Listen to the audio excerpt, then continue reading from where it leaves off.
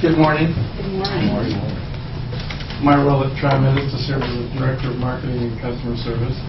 And to give you a quick update on the public outreach process with regard to our budget challenges and choices, I would just start by clarifying that our intent with regard to the process is to ensure that we're providing opportunities for engagement and access, and to demonstrate transparency so that we can be as inclusive as possible by giving as many people a voice in this process as possible toward an outcome that will be the best of this challenged environment we're in.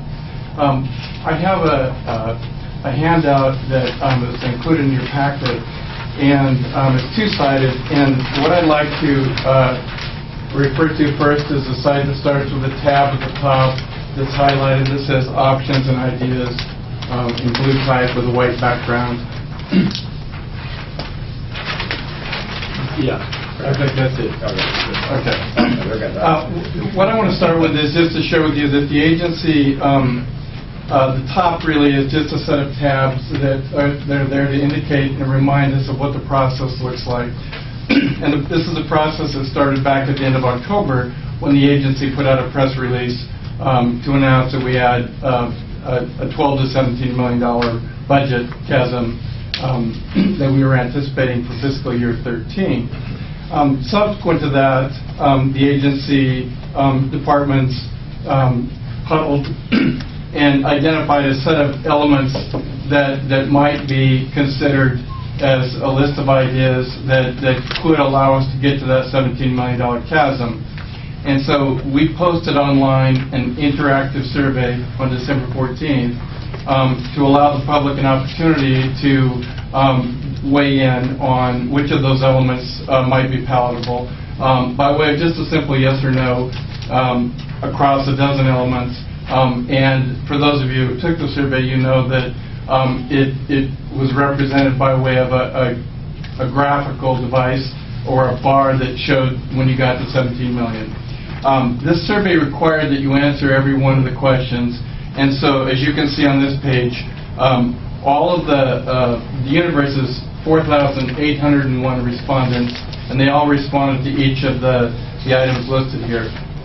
This process created the opportunity for us to inform the second phase of the public outreach process.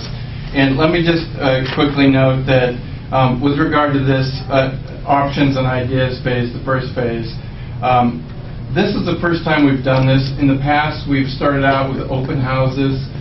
This time we thought we'd like to create for the public an opportunity to understand what the issues are, what the drivers were that got us to this point. So we've put that into the online content. And then again, we provided some background on the rationale for the ideas we had listed.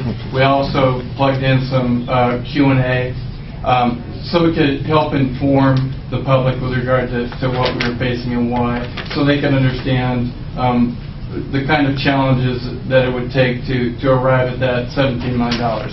So when you look at this first page, you'll note that things like increased fare, sell ads on our website, those are examples of items that we plugged into the initial proposal, which I'll share with you on the back page, because they were overwhelmingly in favor of moving forward on these things. With regard to the second item under revenue, which was to eliminate transfers and round trips on a single fare, when we actually moved to the second phase, the initial proposal, we took out the eliminate transfers.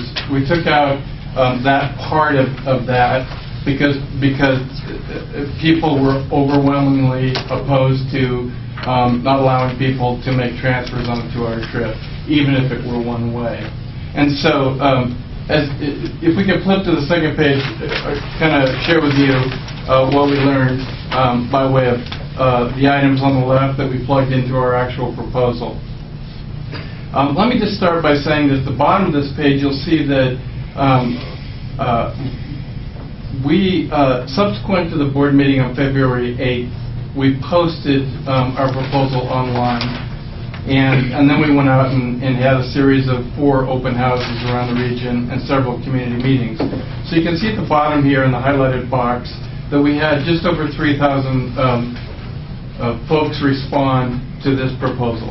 And you can see by way of the various channels kind of how that was distributed, with the lion's share coming from the online content. In this phase, rather than a survey, we indicated what we were proposing as discrete elements, and we created for the public an opportunity to give us their feedback by way of a, if you will, tabula rasa, just a blank slate comment card where they could tell us what was important to them. Because we really wanted to understand what the challenges were specifically for our riders and the general public. So those 3,000 respondents actually provided, as you can see above, nearly 8,500 comments. So just short of 3 comments per person. And just so you know, the comments were all the way from very discreet, don't change the line 16 because of the impact on how I ride, to just general comments like don't increase fares at all, don't decrease service at all. To, on the other hand, some comments that said, we agree with everything, thank you. So we quoted all those, and so all of this we should take with a grain of salt in that it's not perfect.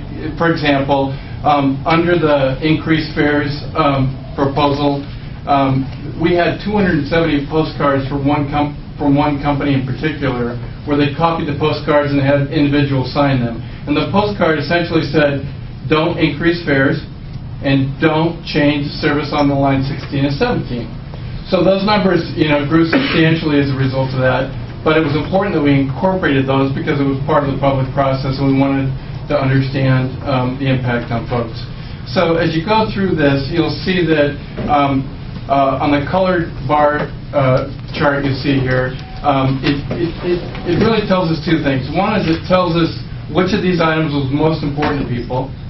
For example, the reaction to reconfigure bus routes, as you can see, translated to a significant number of people who responded, versus, for example, sell ads on the TriMet website. In the case of the comments to sell ads on the TriMet website, it was overwhelmingly positive, with people in favor of doing that to generate revenue.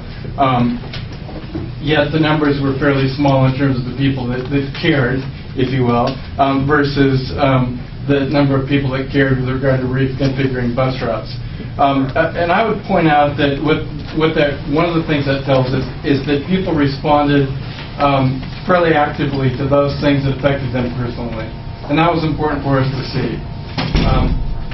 In the middle of the page, just for some additional information, we called out the numbers on the bus lines with regard to the proposal to reconfigure bus routes based on segments that have low ridership and redundancies.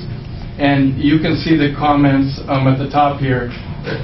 We prioritize these in terms of the numbers of opposed in a ranked order, and I cut it off at 5. The numbers start to they drop precipitously beyond that to some very small numbers. But when Neil shares with you the updated refined proposal, then you'll be able to compare and contrast what we've done relative to this feedback. So you can see how this informed the 3rd phase, which will begin today in terms of the public process with refinements based on this information. And the 3rd phase, just as an aside, will include, again, posting the refined proposal on the website today, subsequent to the board meeting, and it will include a series of 5 public hearings around the region between Pam, help me here, I think the 12th and the 19th of March. 19th and 27th, yeah. Okay, thank you. You got it. And so we will, again, track all of the public comments between now and April 6th. We will code those. We will also keep all of the verbatims, which we've done to this point, and those have particularly helped service planning in terms of their recommendations for the refined proposal. And finally, just again, on the right side of this page, we've listed all of the other comments that we've received from folks with regard to ideas that the public has that TriMet might consider. And while those weren't part of the specific set of proposal elements, we wanted to make sure we captured that additional feedback to understand the temperature out there and engage some of the challenges. So any questions that folks might have? So the other comments are a combination of this material as well as the public comments we received at the open house. Yeah, in fact, all of these comments are representative of all of those channels. So you see at the bottom, Stephen, this highlighted box, the comments are derived from these different channels.